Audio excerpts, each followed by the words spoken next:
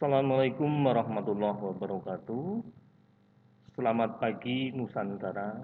Kembali SPN Channel, saluran kreatif dan ruang sains menjumpai Anda untuk berbagi pengetahuan seputar dunia sains. Para pemirsa sekalian, pada perjumpaan kita kali ini, kita akan membahas tentang gerak pada benda. Pada video-video sebelumnya, kita sudah membahas tentang gerak pada hewan dan gerak pada tumbuhan. Kali ini kita akan membahas gerak pada benda.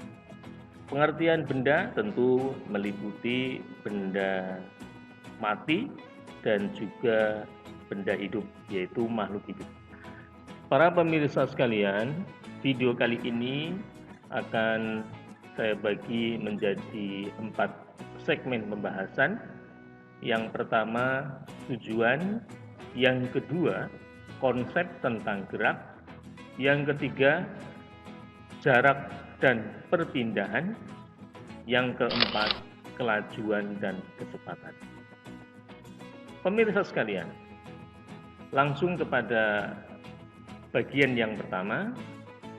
Tujuan pada tayangan video kali ini adalah bahwa setelah pemirsa menyaksikan penayangan materi gerak pada benda, pemirsa diharapkan dapat menjelaskan konsep tentang gerak pada benda di sekitar kita.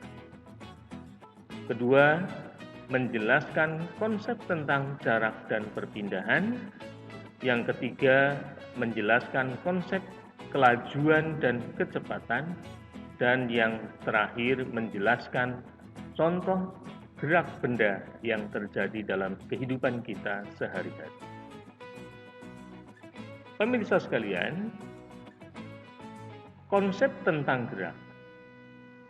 Bergerak ini merupakan kata kerja yang lebih banyak kita lakukan daripada kita ucapkan di dalam kehidupan kita sehari-hari. Apakah semua benda yang kita temui di sekitar kita dalam kondisi bergerak?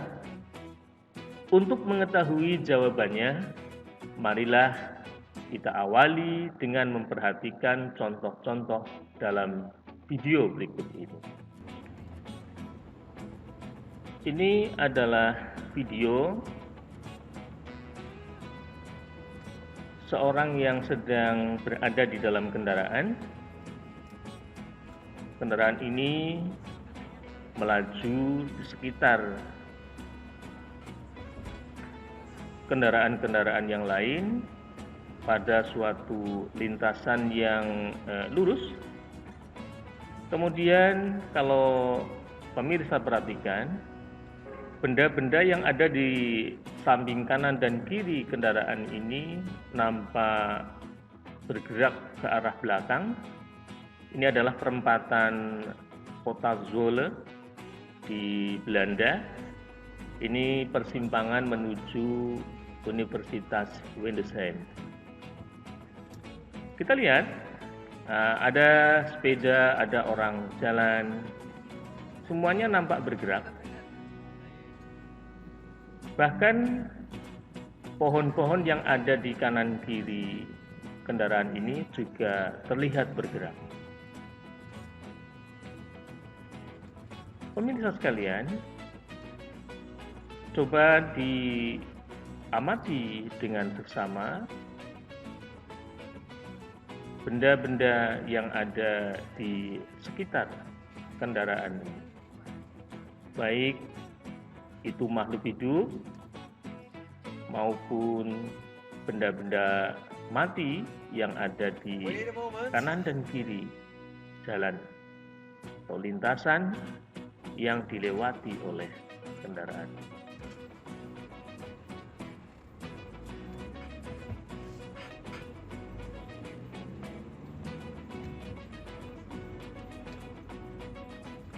Nah, ini nampak berpapasan dengan sepeda motor, sepeda, dan mobil.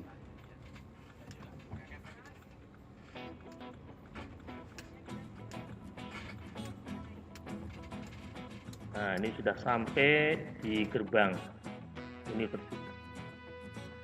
Kemudian video yang kedua, nah, ini nampak kendaraan yang bergerak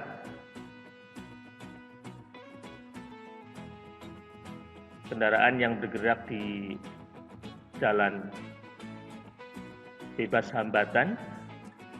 Nah, nampak itu ada mobil yang bergerak menjauh ke depan. Nah, ini adalah speedometer, alat ukur kelajuan pada kendaraan. Setelah menyaksikan berbagai fenomena yang bisa diobservasi pada video tadi, dapat disimpulkan bahwa suatu benda itu dikatakan bergerak apabila posisinya mengalami perubahan terhadap titik acuan. Daerah yang dilewati oleh benda pada saat bergerak dinamakan dengan lintasan.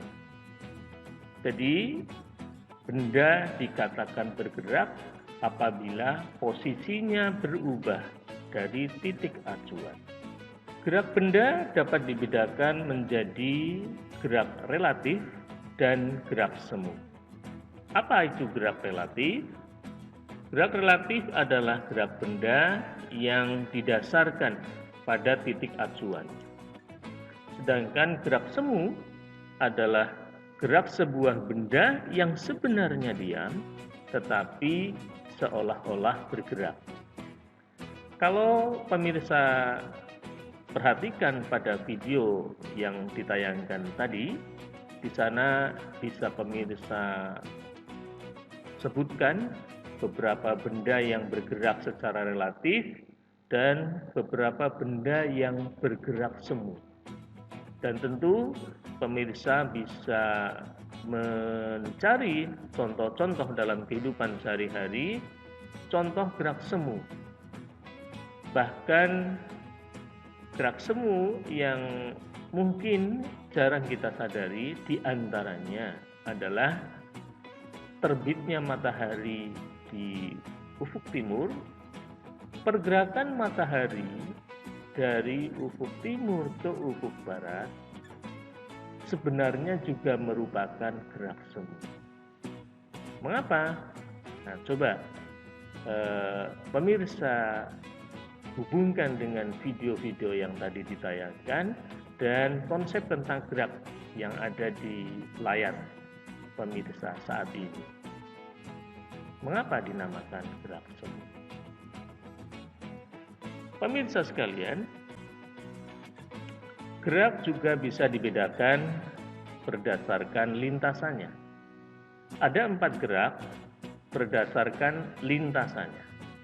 Lintasan tadi sudah disebutkan adalah merupakan daerah yang dilewati oleh benda yang sedang bergerak. Benda yang bergerak pada lintasan lurus dinamakan gerak lurus. Benda yang bergerak pada lintasan berupa lingkaran dinamakan gerak melingkar. Gerak benda yang berada pada lintasan berupa parabola maka dinamakan gerak parabola. Dan gerak yang paling banyak kita temukan dalam kehidupan sehari-hari adalah gerak acak. Gerak acak adalah gerak yang lintasannya tidak memiliki pola tertentu. Pemirsa sekalian, coba pemirsa perhatikan gerak jarum jam pada benda di samping ini. Saat ujung jarum meninggalkan angka 12 sampai dengan kembali lagi di angka 12, apakah bisa disebut bergerak? Nah, coba pemirsa pahami dengan baik konsep tentang gerak benda sebelum menjawab pertanyaan di atas.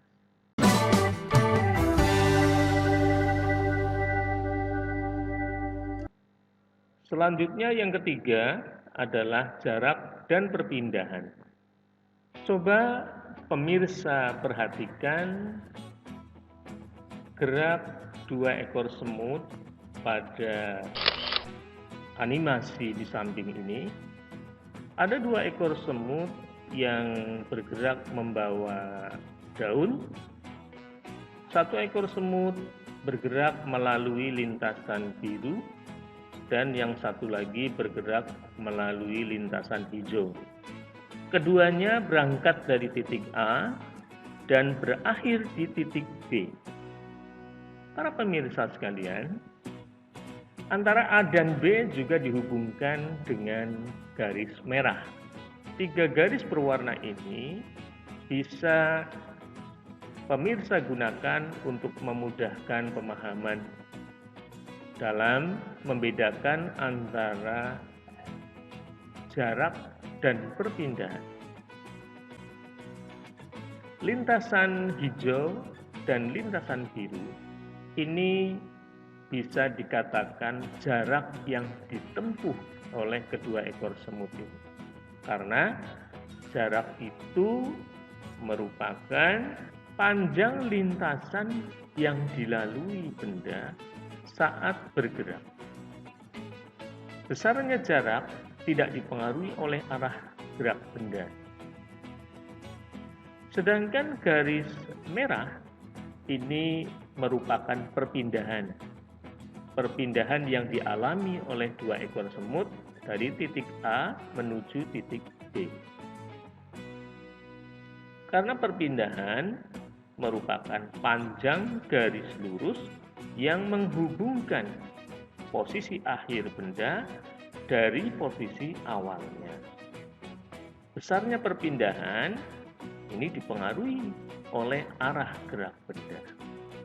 Jadi seandainya semut ini bergerak dari titik A menuju titik B, kemudian semut itu kembali lagi ke titik A, maka semut itu dikatakan tidak mengalami perpindahan. Karena dari titik A ke titik B perpindahannya positif, sementara dari B ke A perpindahannya negatif, sehingga 0 perpindahan. Ini konsep tentang jarak dan perpindahan. Sekali lagi, jarak merupakan panjang lintasan yang dilalui benda, sedangkan perpindahan adalah panjang garis lurus yang menghubungkan posisi akhir dan di posisi awal benda. Selanjutnya yang keempat adalah kelajuan dan kecepatan. Kelajuan sangat berhubungan dengan jarak yang ditempuh oleh suatu benda yang bergerak. Sedangkan kecepatan lebih berhubungan erat dengan besarnya perpindahan yang dilakukan oleh suatu benda saat bergerak.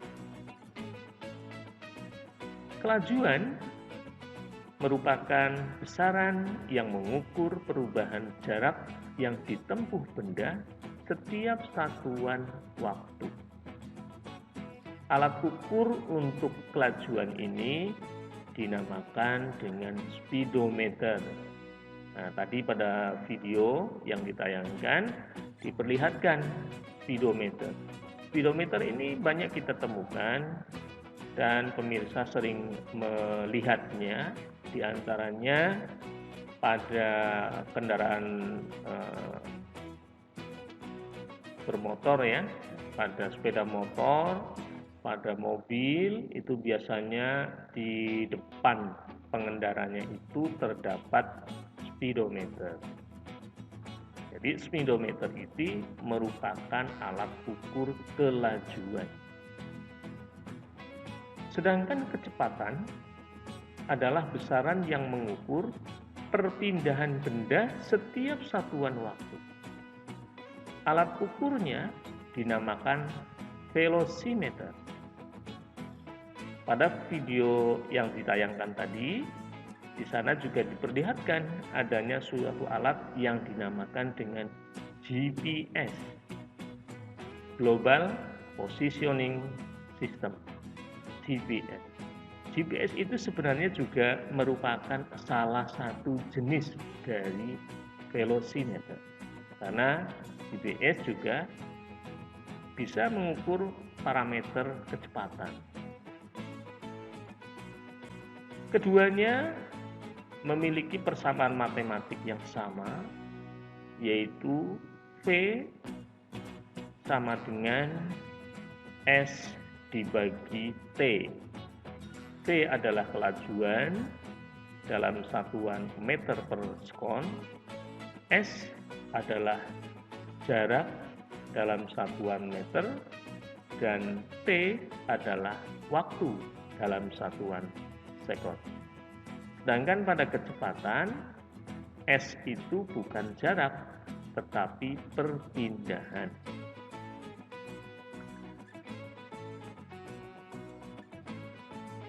Para pemirsa,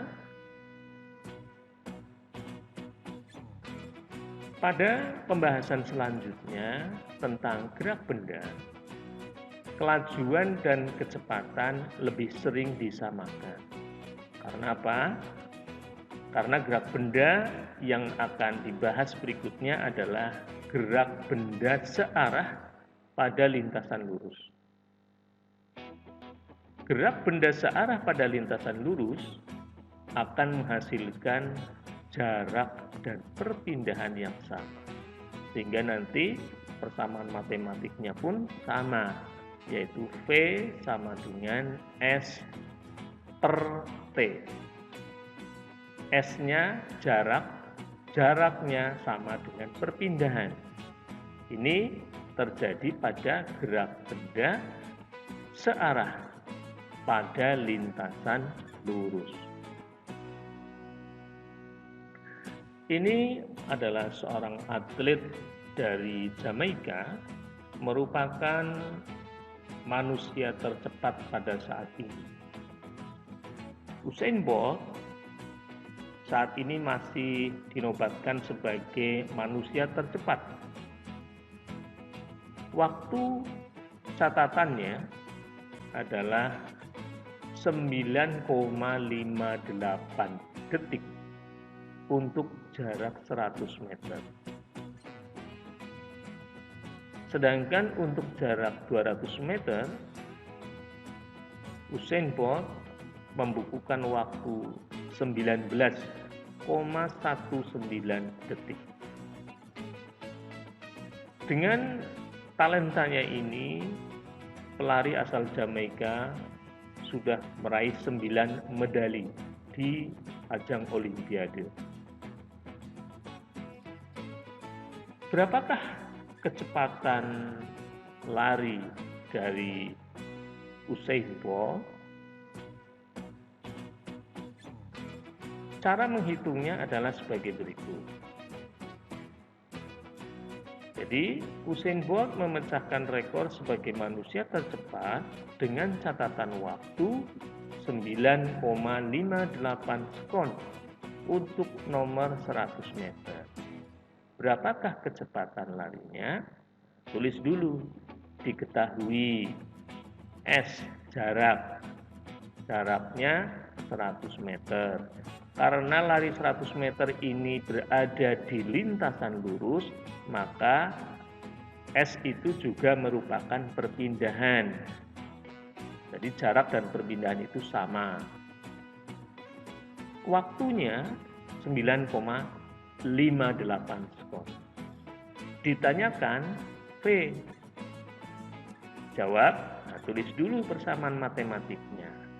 V sama dengan S dibagi T. Masukkan angkanya, S-nya 100 meter, T-nya 9,58 sekon.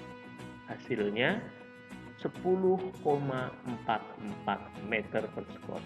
Nah, artinya setiap 1 sekon Usain Bolt mampu bergerak sejauh 10,44 meter. Wah, luar biasa. Ini setara dengan 37,58 km per jam.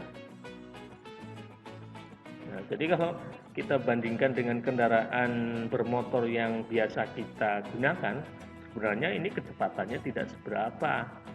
Tapi bagi manusia ini merupakan manusia tercepat.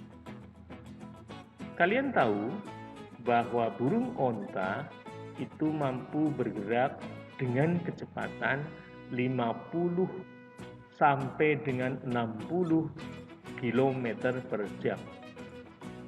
Sedangkan cheetah merupakan hewan darat yang paling cepat. Itu mampu bergerak dengan kecepatan 112 km per jam. Hewan air yang paling cepat itu ikan marlin.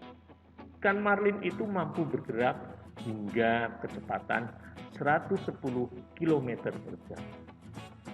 Nah, bandingkan. Ternyata manusia tercepat itu tidak akan lolos jika dikejar oleh burung onta. Pemirsa sekalian, kita lanjutkan. Ini adalah data penerbangan pesawat Airbus A380-800. Penerbangan dari Bandara Internasional Dubai menuju Bandara Internasional Schiphol di Amsterdam. Pemirsa, dari data penerbangan ini tertulis. Jadi dengan memahami gerak dan kecepatan, kita setidaknya mampu membaca data-data digital seperti ini. Jadi mendukung kita untuk melakukan literasi digital. Di sana tertulis speed kecepatannya itu 574 mil per hour. Jadi 574 mil per jam. 1 mil itu setara dengan 1,6 km. Artinya ini lebih dari 574 km per jam. Nah, jadi ini kalau diperkirakan ya mencapai 800 km per jam kecepatan. Luar biasa, sangat cepat kan? Itu pesawat yang bergerak pada ketinggian 4.000 kaki, 4.000 feet. Nah, satu kaki itu setara dengan 12 inci. 12 inci itu setara dengan 30 cm. Maka 1 meter itu kurang lebih setara dengan 3,28 kaki. Nah, kalau 40.000 kaki, nah bisa dihitung kira-kira ketinggiannya berapa. Itu sudah lebih dari 10.000 meter. Berarti lebih dari 10 km dari permukaan tanah. Nah, terus ada outside temperature. Jadi temperatur luarnya minus 54 derajat Celcius. Nah, dan sebagainya. Kemudian ini di bawah ada headwind, kecepatan angin yang menerpa pada bagian kepala pesawat. Kecepatan anginnya 125 km per jam. Nah, data-data ini paling tidak bisa memberi gambaran bagaimana kendaraan-kendaraan yang ada di sekitar kita memiliki kecepatan gerak yang sangat bervariasi. Nah, kamu mungkin juga pernah menonton ya, akan mungkin jadi favoritnya, yaitu Valentino Rossi. Nah, dia mampu mengendarai sepeda motornya, motor GP-nya itu hingga mencapai 300 km per jam. Luar biasa. Itulah tentang gerak pada benda. Jadi pemirsa sekalian, ternyata pengertian gerak pada benda itu tidak sederhana seperti dalam kehidupan kita sehari-hari, tapi ada makna-makna khusus di dalam sains. Jarak ternyata juga berbeda dengan perpindahan. Selama ini kita menganggap kendaraan yang kita naiki itu memiliki kecepatan sekian, ternyata itu bukan kecepatan, itu adalah kelajuan. Karena kendaraan yang kita naiki ini berada dalam lintasan yang acak, bukan lintasan lurus.